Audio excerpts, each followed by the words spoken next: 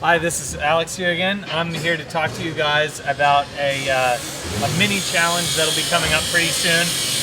As you can hear in the background, we've got construction going on.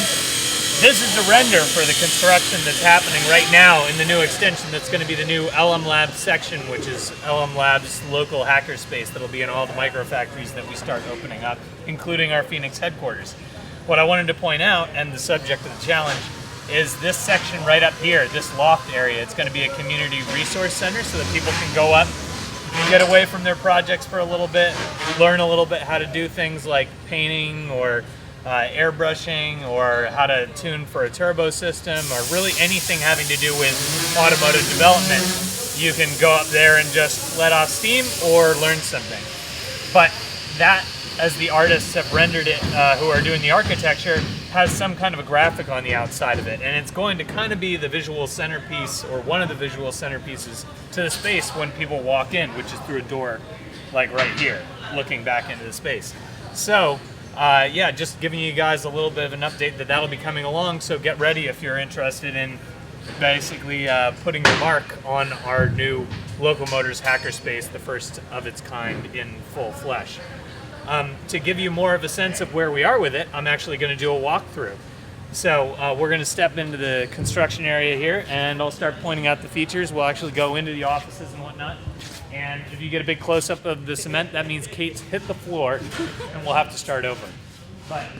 So this is the space up here. That's the one that you guys will be touching with graphics if you decide to participate in that particular challenge. So again, that's the resource space.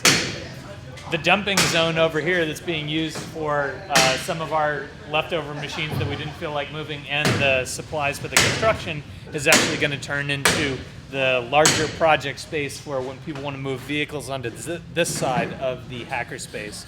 Where we are going to have still the original shop open for doing water jetting and welding and all the kind of dirtier, more dangerous stuff, but this will be for electronics and 3D printing and CAD work and design and the cleaner, sort of safer side of things.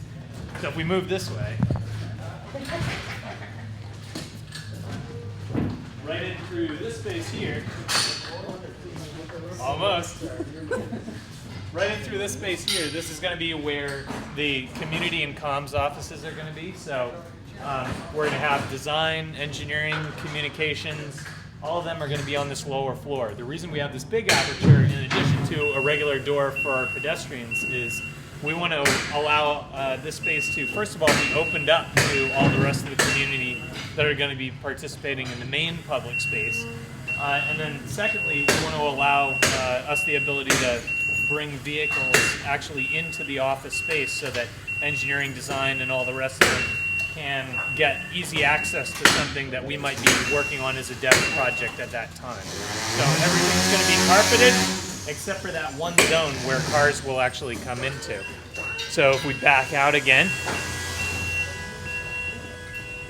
we won't walk up there because that will probably put you at too much risk of falling again on your face. But if you aim the camera back up that way again, that's going to be the tech offices up on the second floor there. So those big windows are basically going to be like whiteboard surface material and that type of thing for the tech team to be further philosophizing on what the website could turn into, while they can also look down and see the community members and also the community team doing the dev work that they're actually creating the platform for. So hopefully some inspiration there. So in any event, I'm sure you guys have seen previously this area of the building when it was in a state of a pretty raw box, but as you can see, we're getting pretty close to completion. We're looking around in the area of mid-April for when we can start moving back in again, and we will show you guys other progress as we get closer to that date.